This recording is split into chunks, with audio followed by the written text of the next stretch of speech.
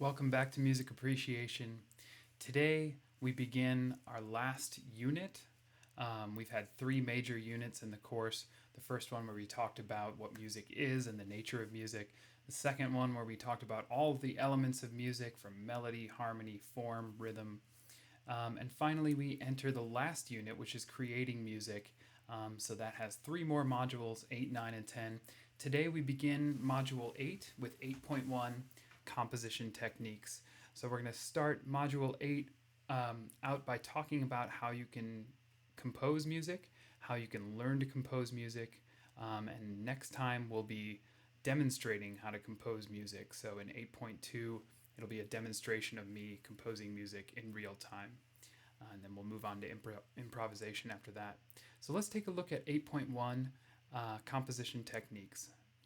Okay, so today as we begin composition, we're going to talk about the difference between listening, studying, performing, and composing music, and how those things overlap. Then I'm going to briefly talk about paths to learning composition, different ways into learning how to do it. Then bottom up versus top down composing. These are ways of approaching the actual task, whether you're planning or dealing with details. And then I'm going to outline 6 possible examples of methods of composing. You can compose however you want to, but I had a lot of fun coming up with 6 different examples of methods you might use to put some nuts and bolts together, to plan a piece, to hopefully create something new. And then finally, just thinking about what it means to begin to compose for the first time and some advice and encouragement for you. So, as you know, there are some chances for you to compose more music for this class. And it's up to you whether you pick that for your final project or not.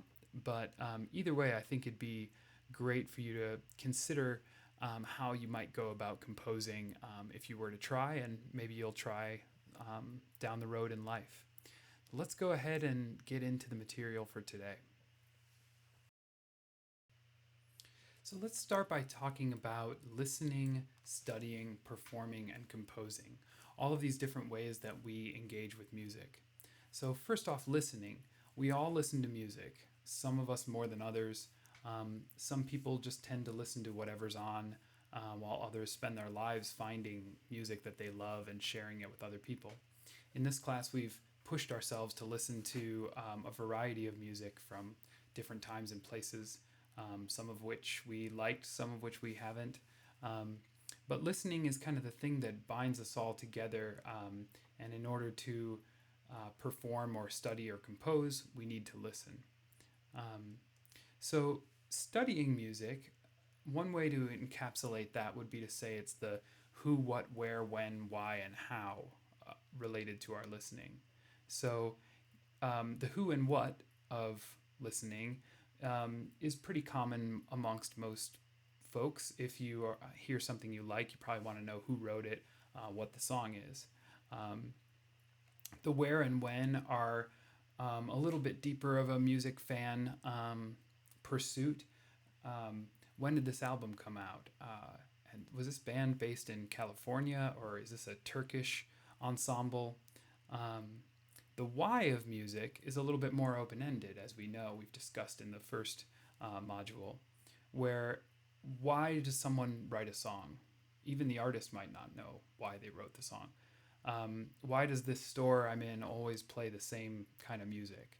You know, why do I like the sound of a sitar so much?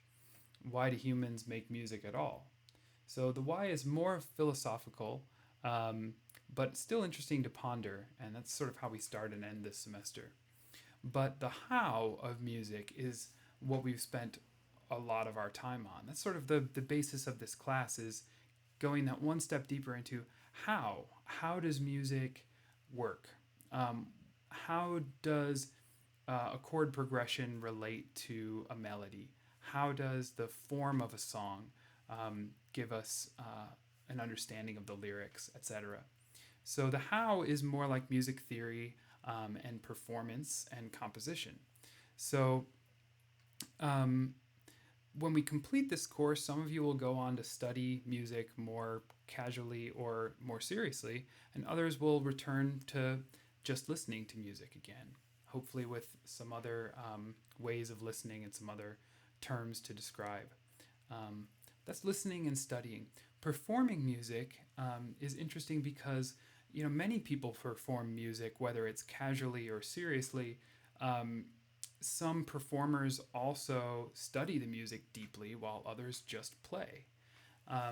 So performing music can be as simple as whistling or singing along in the car, or it could be you're on stage and you've worked really hard on playing these notes correctly. So we can think some performers also study deeply, and some performers also create or compose music, and some don't. So studying and performing can go hand in hand, or they can be totally separate. And then finally, that leads us to composing, which is this module. So composing music definitely requires listening. It often requires studying, but it doesn't have to. Creating music could be as simple. So I got cut off there. I was saying that creating music could be as simple as just, playing around with an instrument for fun, or it could be a lifelong pursuit of trying to get some vision of how you can make sounds in a certain way. So, my point of saying all this is that all of these things are intimately connected: listening, studying, performing, and composing. And yet, none of them is required of the other ones except listening. It's the thing that brings it all together.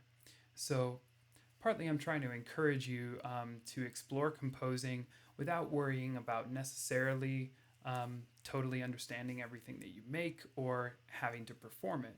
You could write a little melody and have someone else perform it. You could compose something just for yourself and never show it to anyone. So you should feel free to do that. Um, Next, I want to go on to thinking about the paths of learning to compose.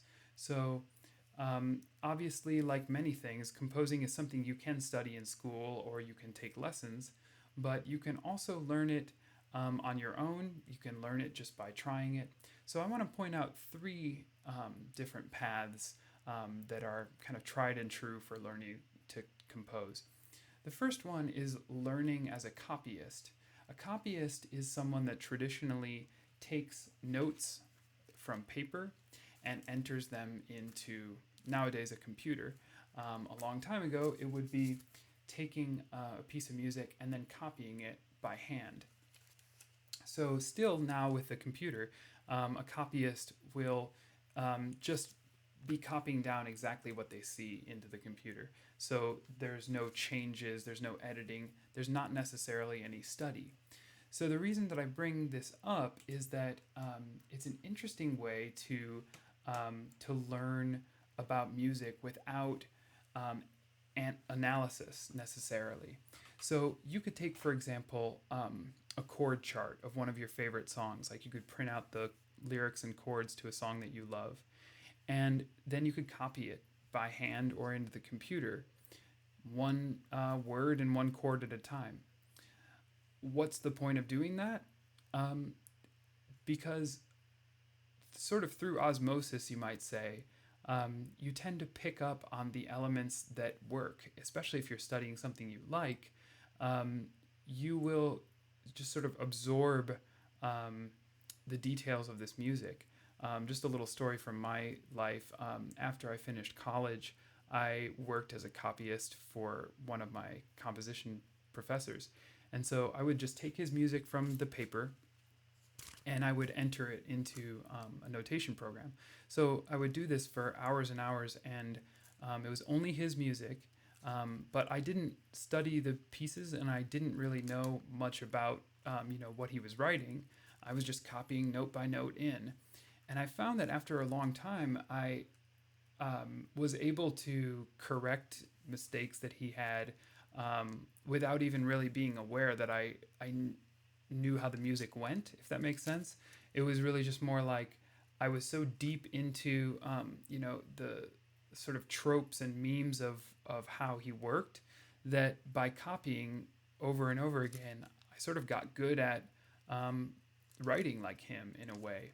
So the other reason that I bring up learning as a copyist is hundreds of years ago, many of the famous composers that we know, I can't necessarily say this was true of Bach or Mozart, but the legend has it that um, you weren't really taught to compose. Instead, you were just made to copy copy notes down. So if you went through an entire book of Bach's music and copied down every note, I guarantee you would end up gleaning some things and learning basically how to write music from that. So that's one path to learning. The second one is learning through analysis. So this relates directly to our class because composition could be learned by analyzing and studying existing works. So, for example, we looked at Leonard Cohen's Hallelujah in Roman numerals and chord symbols. And when we looked at that, we noticed the secondary function chord, the secret chord, the spicy chord, which was an E7 that happened later on. Even if we were to just copy those chords over and then just put a little bit of effort into writing the Roman numerals down. So let's say you took another song that you were interested in, just downloaded the chords, and then turned them into Roman numerals. You've analyzed and studied how these chords relate to the key. And then you could zoom out and say, okay, well, if I want to write a song and I'm really influenced by Leonard Cohen, if I want to do what he did, without copying any of the specific elements of his music, I could take the general things that happened and things that didn't happen and try to work within that. So, for example, his song uses C, A minor, F, and G in a long string. So instead of just having four chords repeat, it's those four chords in an order of, let's say, 12 chords. So C, A minor, F, G, A minor, C, G, C, something like that. And if I wanted to try to learn from that as a composer, I could say, okay, well, I'm going to take some diatonic chords, some chords from a key, just a few, like 4, and I'm going to try to make an order to them. And then I'm going to put in one secret chord or one spicy chord later on. And it probably won't sound like Leonard Cohen, but you've learned something by analyzing it that you can use in your writing. So that's part of the goal of this class, is that you can find the things, the reasons why you like the things you like, and also the reasons that you don't like the things you don't like, and try to pinpoint those. So learning by copyist, learning by analysis, and then the last one, of course, is learning by doing. I would say this is probably the most tried and true of all. You can write one measure, or you can write a whole symphony. You can write a cheesy pop song or a romantic ballad, and just go for it. And my only recommendation is don't be hard on yourself, and just go ahead and try to edit it if you can. It's easy to throw something out into the trash because you don't think it's good enough, but often instead of something being not good enough, I think it's actually just not finished, and that you went through the process of drafting it, but you didn't edit it. So there's this famous Samuel Beckett quote, you might know it. It says, "Ever tried, ever failed, no matter, try again, fail better." And that kind of sums it up, I think. So the last bit of wisdom around this is that often composers will suggest, if you're new to it, that just write a lot of double bars. And a double bar is the thing that visually ends up at the end of a piece. We see a double measure line. It's the end of the song. So the idea there in write a lot of double bars is just write a bunch of songs. If you can, just write 3 songs, and don't worry about making the first one perfect. Some of it is luck, some of it is timing and just mood, and who knows. But a lot of composers agree, and I'm one of them, that if you just give it a go and don't worry too much about it, and then try again, fail better, or succeed again. So that's all for those two things. In a moment here, we're going to get into some examples of how to compose, some methods for composing. Okay, so I wanted to try to come up with some methods, some ways you could get your feet wet and jump in. So here we go. Um, Obviously, there are many different ways to compose. We can't really list them all. You could do just about anything. But I had a lot of fun trying to dream up some actual methods that you could follow, especially for those of you who are doing this for the first time. So, the goal of this section is to find a method that you'd like to try.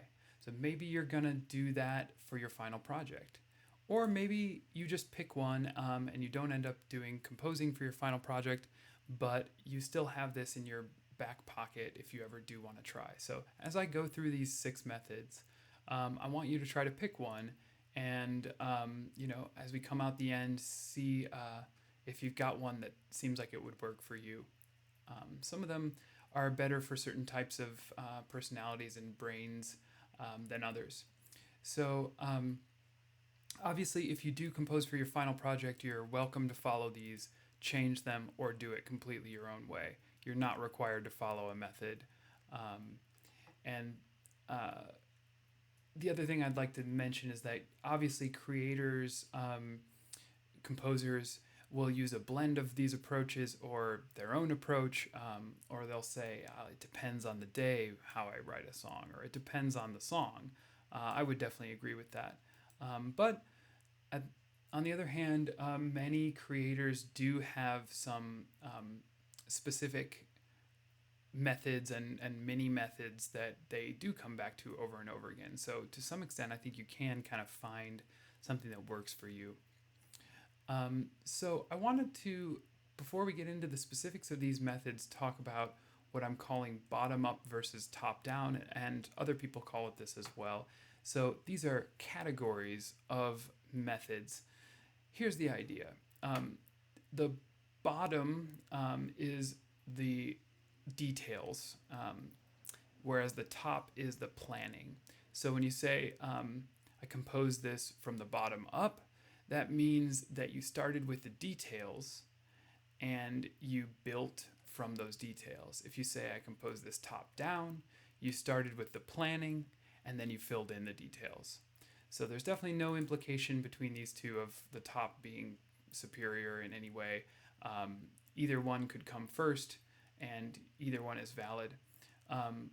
But the 6 methods that I'm going to get into fall into one of these categories. I've got 3 of each. So just to say it again, top-down approaches like method number 2 below involve planning a piece from the structural level and then filling in the details. So these are really useful approaches for longer or larger works, whole albums. It's really useful for people who thrive on organization. Some people really like to organize their whole process first, and it's really fun for them. Other people, that sounds not as fun.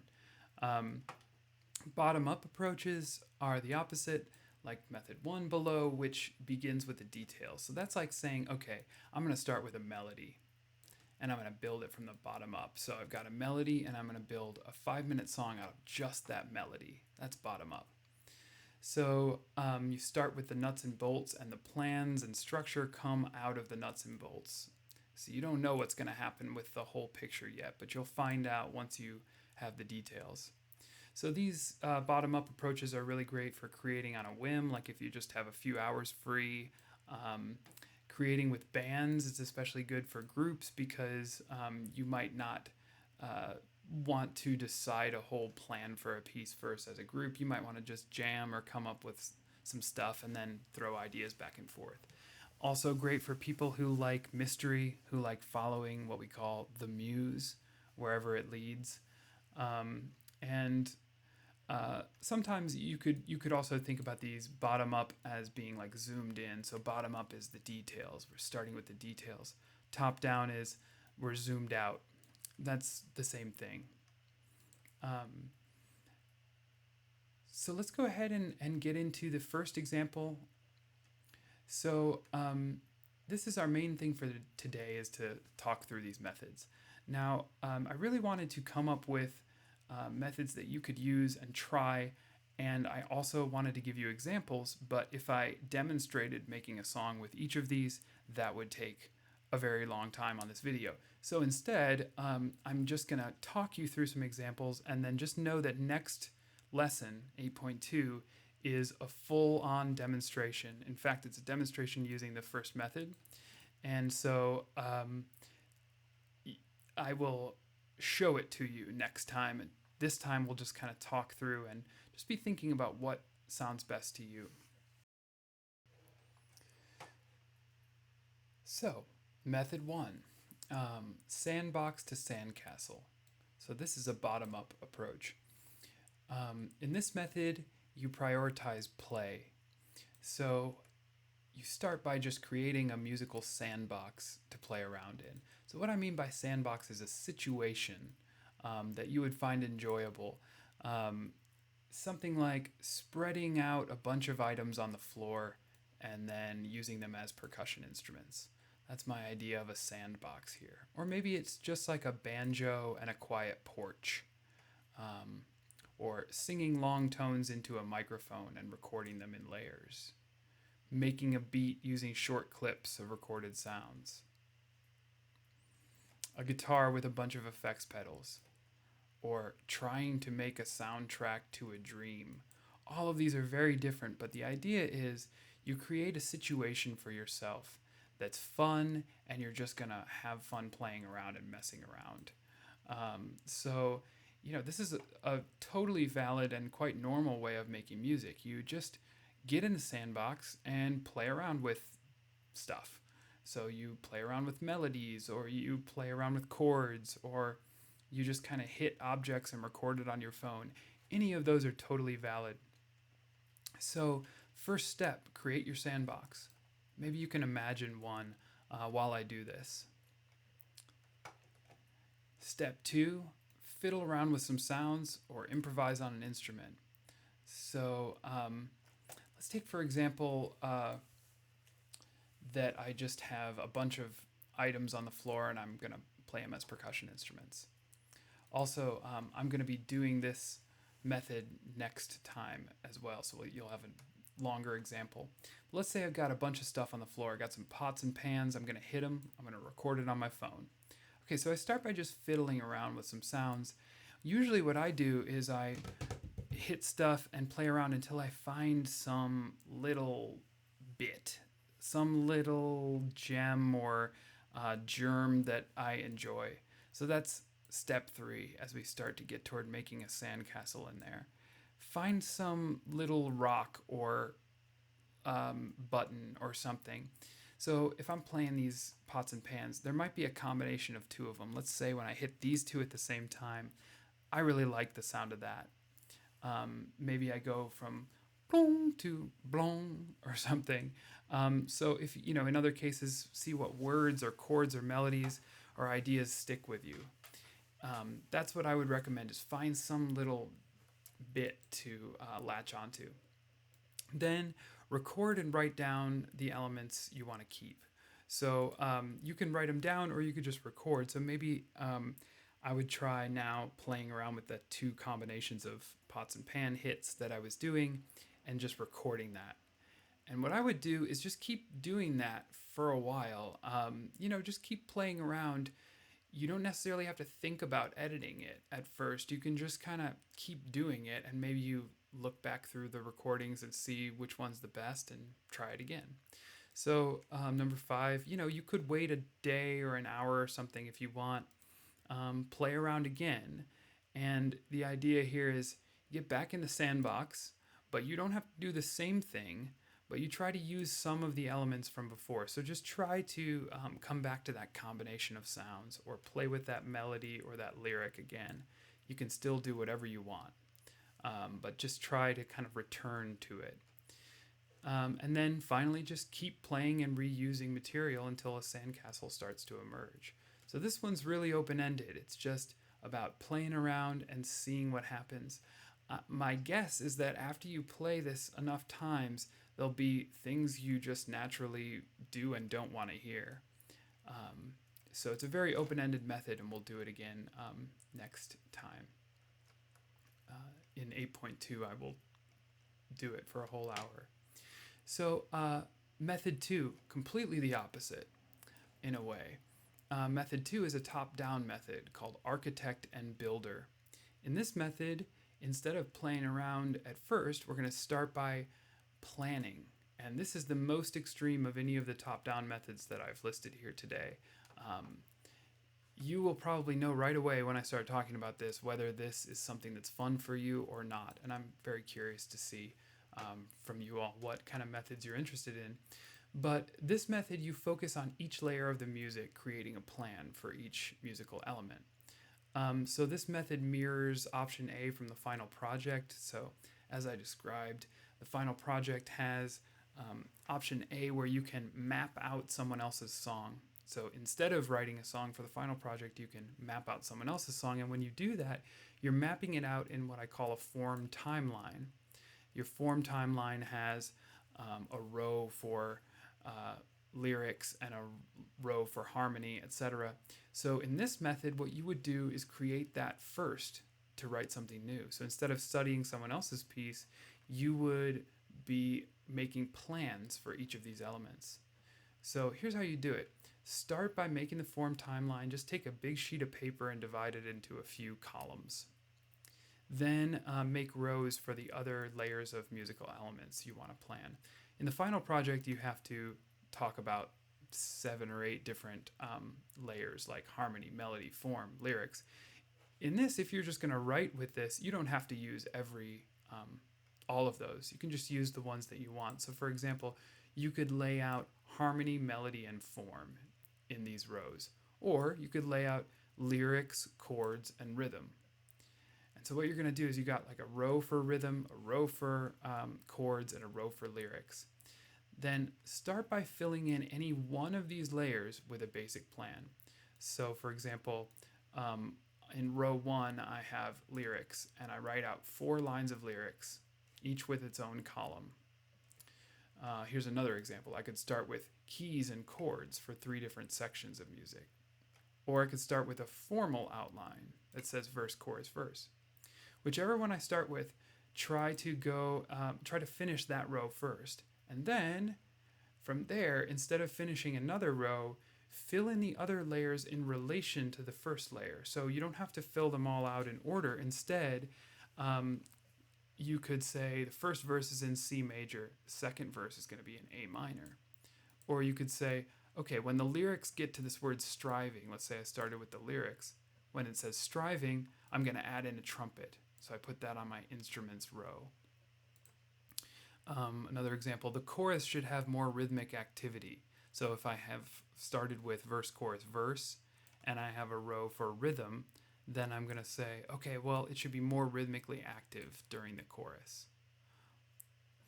So you can leave certain section blank permanently or temporarily. That's part of the idea here is you're organizing what's going to happen, but you don't have to force answers for every section.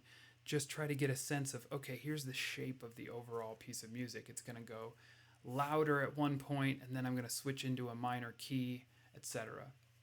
So feel free to have the info in each layer be specific or more general and vague. It could be, for example, a mood layer that goes from pensive to circumspect or something like that. You know, that's pretty open-ended. So it doesn't have to be that specific. It's a little less specific than the final project. So you fill in the first layer, you fill in other layers in boxes that make sense for the first layer to go along with it, and then try to create some music according to your plan. Now this is probably the hardest part because you've started with this plan and it makes sense on its own, but then how are you going to turn this into actual music?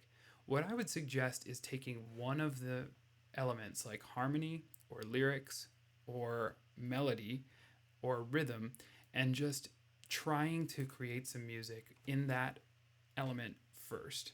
So you follow your plan as best you can, and let's say you do chords.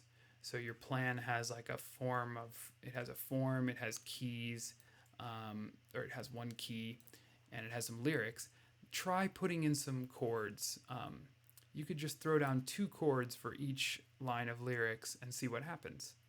Then finally, just edit and so edit the music and edit the plan as needed to fit each other. So this is one of the most important things about this, in my opinion, is that when you start with a plan, with any top-down approach, you don't have to keep the plan perfect, and you don't have to follow it exactly, because the music and lyrics will want to go outside of your plan probably. I wouldn't throw the plan in the garbage. Instead, I would start with the plan, try to create some music, and then after I hear that music, edit and change the plan. And you can either, make another draft of the plan, or you can just let the plan go. I really believe that it can be very useful to have a plan of what you're writing, and then also you do not have to stay with the plan. So it can be a great way to get started and see what happens. So that's numbers 1 and 2, and we're gonna go on to number. So for the third method is bits on a grid, which is another bottom-up method. So in the first method, we were just playing around with sounds. Bits on the grid is also bottom up. We're building it from the details first, but instead of just playing around, we're filling in sort of bits of data, little blocks. So this is the method that you probably used, or most likely used for your sequencer assignment when you made a beat. So bits on a grid, you can think about this as like a sequencer or a MIDI piano roll, where you have like a piece of graph paper or just some boxes that you fill in. You check them with on or off. So it's like building a beat like you did with the sequencer, where you have different hits happening at different rhythmic points. But it could also blossom into melody and harmony and all kinds of other things. So unlike the layers method above, so unlike the last one, unlike Architect and Builder was filling in large sections. With bits on a grid, we're talking about just an eighth note. So not large sections, but more just like little rhythmic events. So for this, start with defining a meter, tempo, and rhythmic block size. So this is just like what you did in homework 3. So pick a meter, let's say 3/4, 90 beats per minute, and my little blocks are going to be eighth notes. So I'll have 6 of those in every 3/4 measure. I'm going to do 12 measures for this example. And I'm going to show little clips from it in a second. So pick a meter, tempo, and rhythmic block size. Then pick a scale and reduce your pitch possibilities from 12 to 7. So instead of using all 12 chromatic pitches, pick a scale or a key and reduce that down to 7. Or you could use 5 or 6 pitches. That would also work nicely. I'm picking the key of D minor in Dorian mode, which is all of the white keys on the piano. And it's going to be, for instruments, I'm going to use drum set, electric piano, and synth bass. So let's go ahead and take a look at my little example here. I picked meter, tempo, scale, and instruments.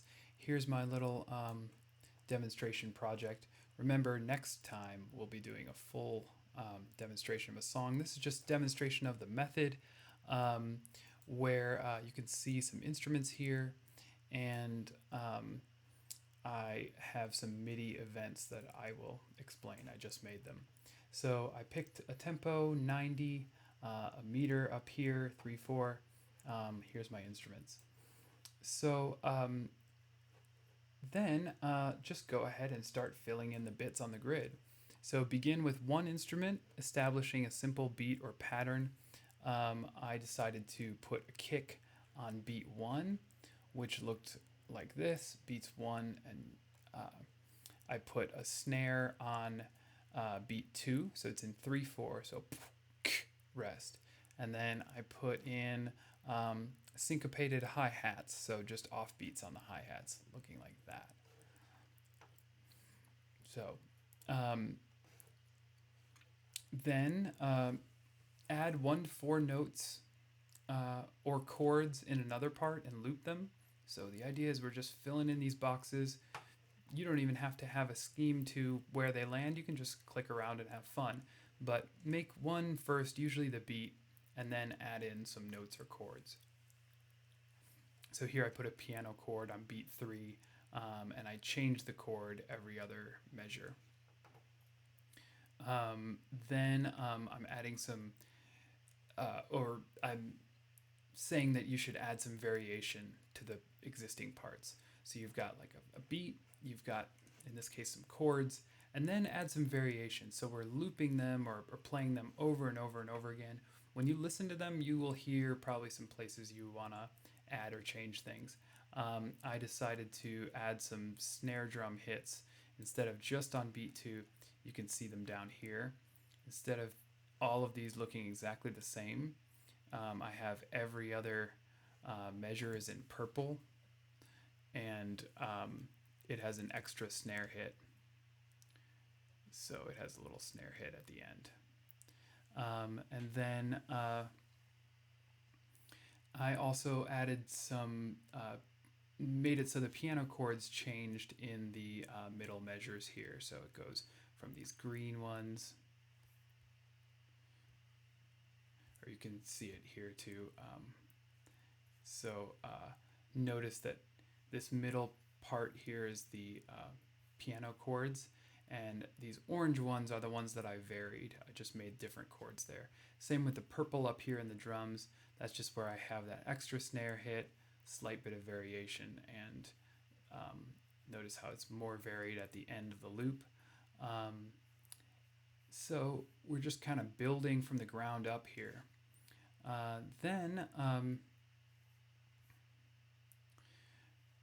play around with one more part, I would say, one more instrument or idea. For example, I decided to put a bass synth in on beat 1 and the offbeats, and I varied it at the end. So that is here, this part on the bottom. I just put in a bass synth line. So now that I've got these 3 elements, I just clicked this stuff in and I started to kind of just play around and edit it a little bit. I decided, the last thing in this section is add some extra little twists or fun ideas. So I just added some swing to the 8th notes. You'll notice here how instead of these being right on the lines, you remember swing kind of pushes the offbeats late, so they're a little after right there. Then edit. So I found that listening to it, the drums were too sparse, so I wanted to add ride and crash cymbals. You can see those show up at the top of the drums here.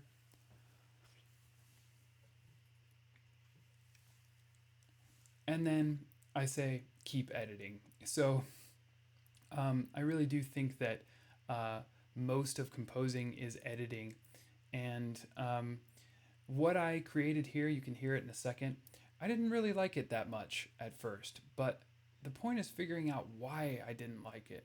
What don't I like about it? How can it be changed for the better? Sure, I could throw it out and start again, but I think that if I just keep editing it, it might get better. So let's take a second and listen to this, what I wrote here, and I'll try to figure out if there's anything I dislike and what we could maybe do to edit it.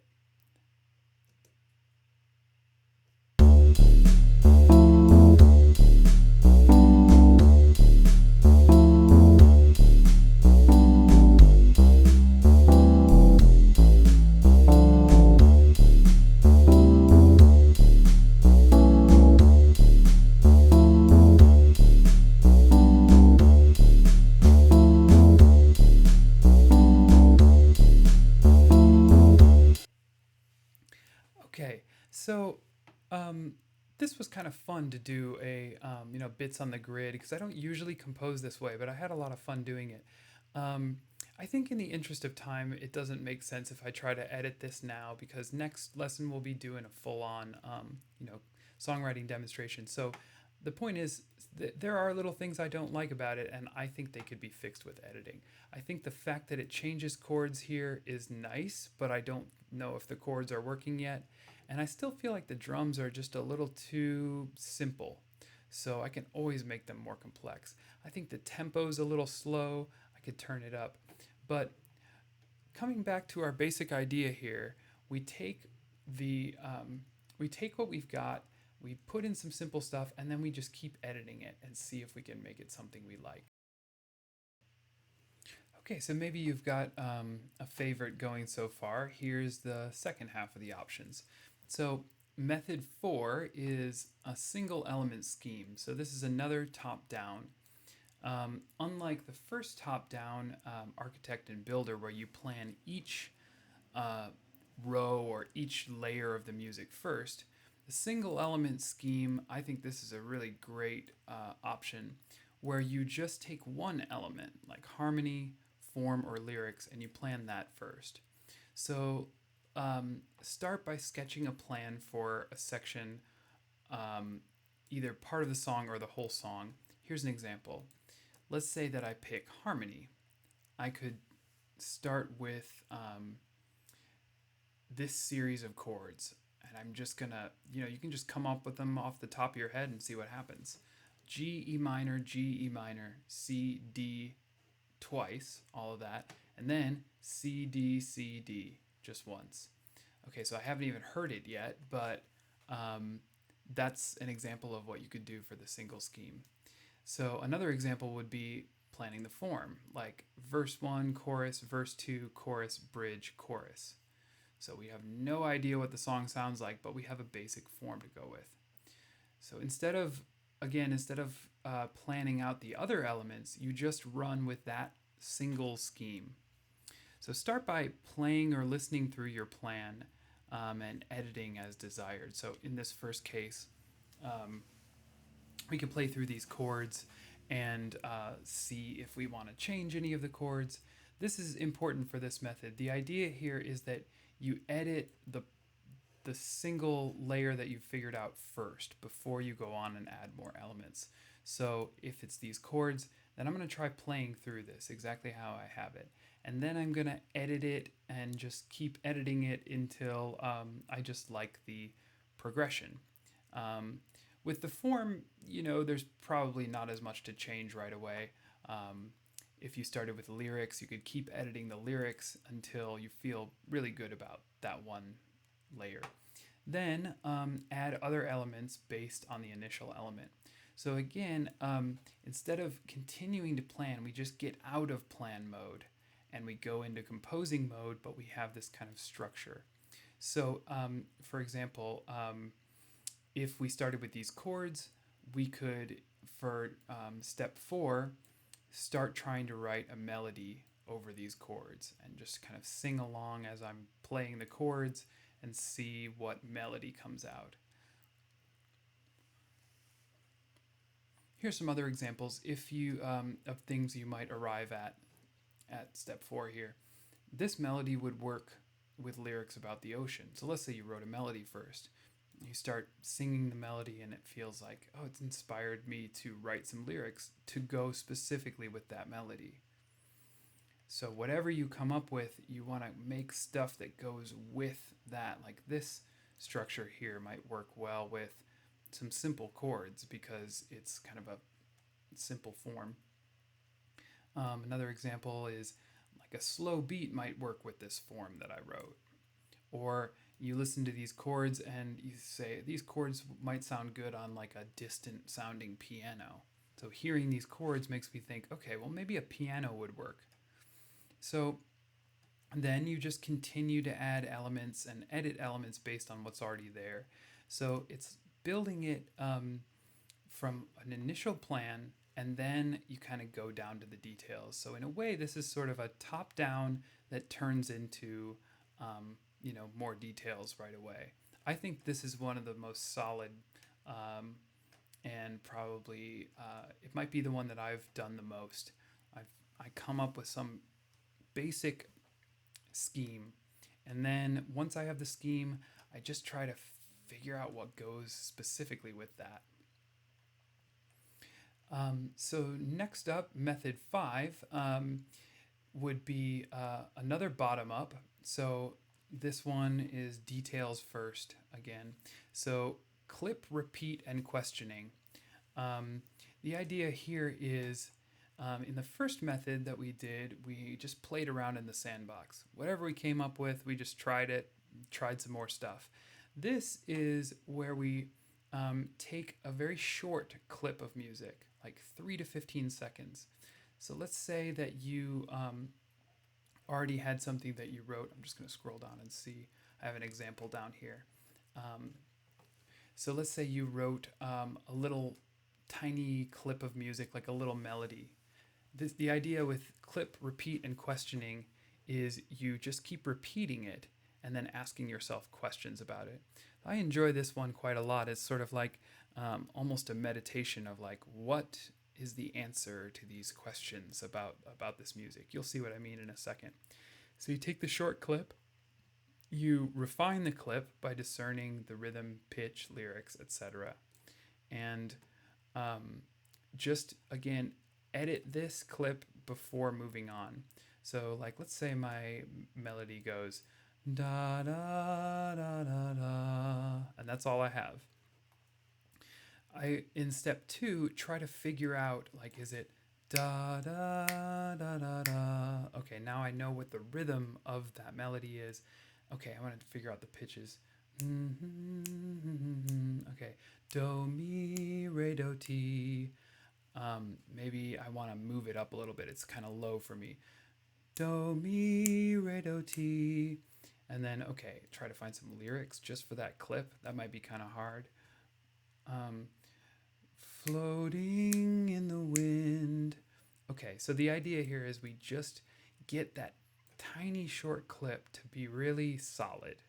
Then we're just going to repeat the clip over and over again. That's what this one hinges on. Instead of coming up with something for it next, we're just going to loop it. We can record it, or we can just perform it over and over again. So, floating in the wind, floating in the wind, floating in the wind, floating in the wind. Listen and ask yourself, or ask the song, about the repeats. So, as you just heard me do that, how many times do you feel like this should repeat before it's too many? It could be dozens of times. It could be many, many, many times, or it could just be once. So, floating in the wind, floating in the wind, floating in the wind. In this particular case, I feel like I probably don't want the exact same thing to happen that many times. So let's say maybe it happens twice, and then is each repetition varied or verbatim? So I think we talked about this in the form lesson 7.1. Verbatim means it's exactly the same. Varied is it's similar but slightly different. I think in this case, because I have lyrics, I probably want at least a strophic variation where I want floating in the wind, I'm going to sing, or something. And then ask yourself, okay, if I've just varied the lyrics, like in this case, should I also vary the melody slightly? You can see how it depends on what your clip is. If your clip was like a piece of, if it was like a drum beat that went for a measure, you might want to repeat that a lot of times and just let it keep going. So you'd be building the rest of the song on that just repeating clip. And there are clips that repeat well very many times. I think in this case, I might want to vary the lyrics and the melody slightly. So, floating in the wind, I'm going to sing, or something. Like the last note feels like it needs to be different, in my opinion. But notice how the idea here is clip, repeat, and questioning.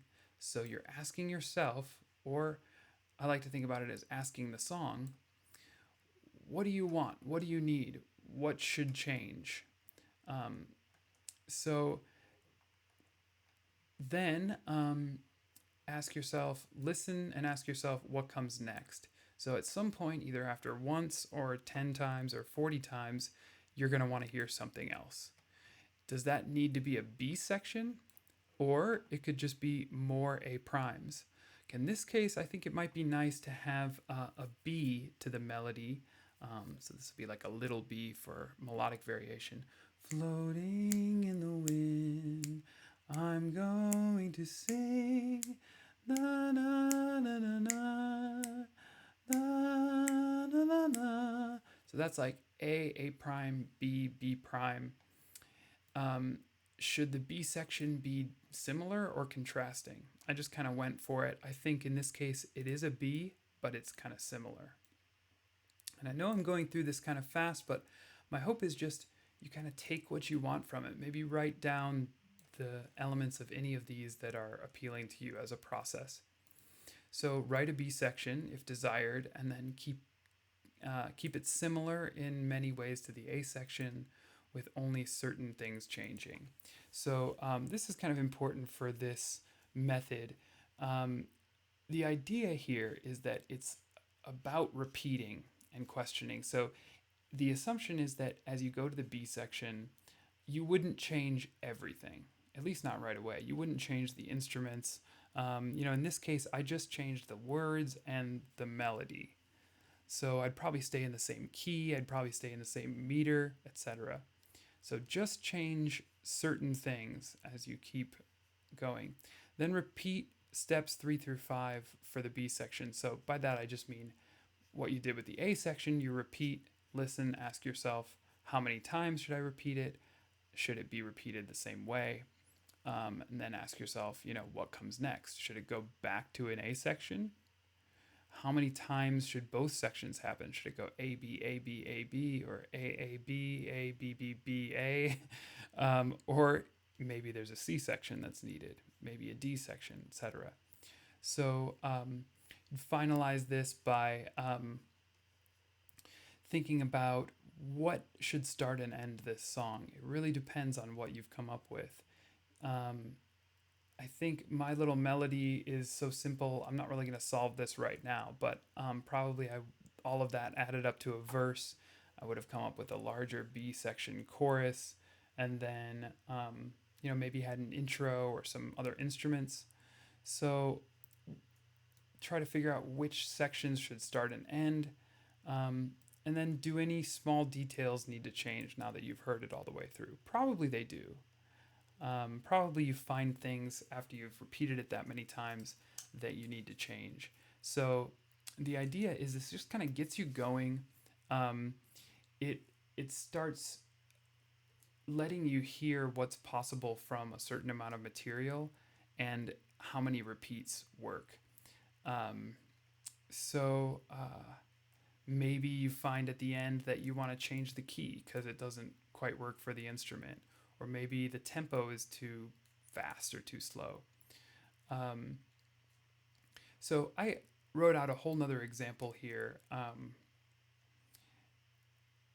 And I don't think we really need to read all the way through this because I just gave an example with the singing, but I'll kind of scroll through it slowly and then we'll go on to the next one.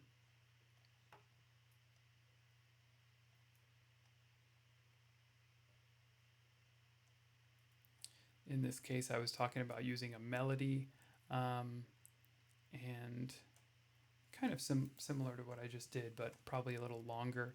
Each of the A's and B sections in this could be very short or much longer. So keep in mind with this method that these questions should be answered intuitively while listening or playing.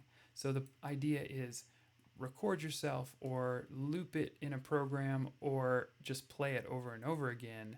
And that's how you know how to answer these questions, because you're hearing it. Don't answer the questions theoretically. try to actually hear. Does it make sense to keep going with the same stuff, or should I move on? So this is a really great method for making beats, even if it's only percussion.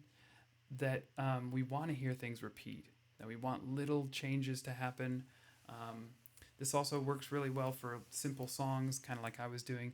And minimalism, which is sort of a genre of music that changes very subtly and mostly repeats things over and over again.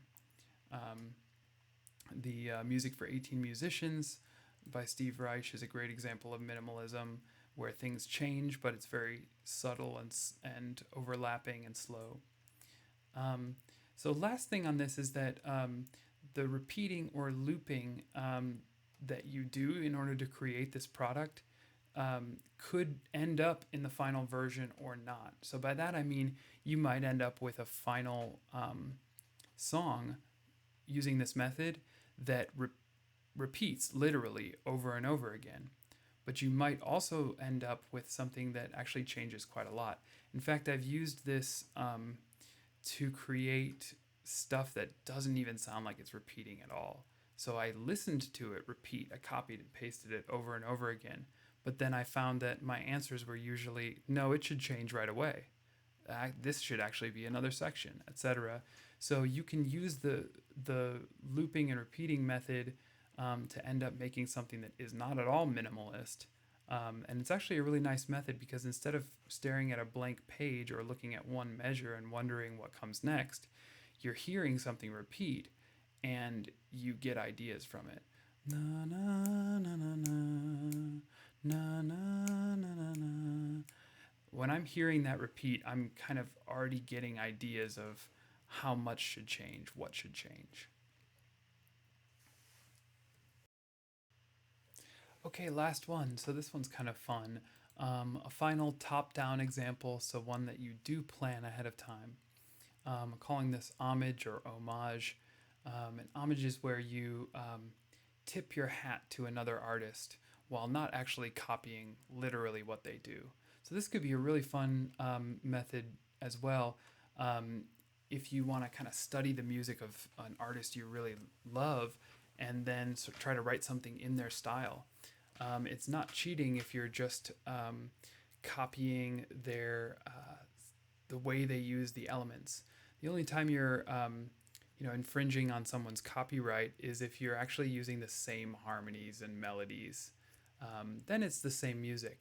But if you just try to emulate their style and the way they do these things, you could come up with something really original that also, is an homage to them. So pick an artist to emulate.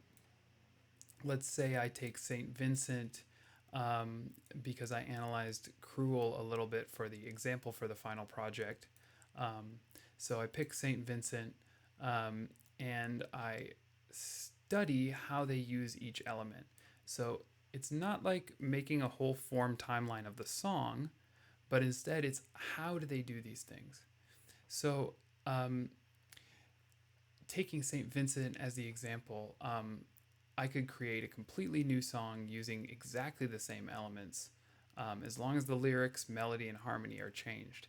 So it could be a vague influence, like I want to try to do the drums like Tool does, or it could be that you really go deep into taking from their song, even. So if I took the form outline from Cruel and I actually used the same timeline, but I changed the lyrics, I changed the key, I changed the harmonies, I changed the melodies, maybe I changed the meter. It's a completely different song. It just happens to follow the order of sections and the buildup of instruments and things like that from her song. So this can be really fun. I've done this before. Most of the time when I've done this, it's not really ended up sounding like the artist at all, which I think I wasn't expecting, but just as I started to work with my own material, it just took on a life of its own, but it was a great way to get started. So just try to look at each element, like I was talking about earlier with Leonard Cohen, where we have, 5 chords. that happen and go back and forth in an order over 12 chord progression or something, and then there's one strange chord. So if I was going to pick him, then I would do that. I would make a series of chords in a different key and have one strange chord. Um, Rhythm, I could take the band Bad Bad Not Good and try to do some rhythmic stuff like they do, where I have some active kind of hip hop drums, but I don't actually play the same rhythms. I just use the sort of model of their rhythms. So this could be really fun. You're welcome to try it. And that's the last method for the day.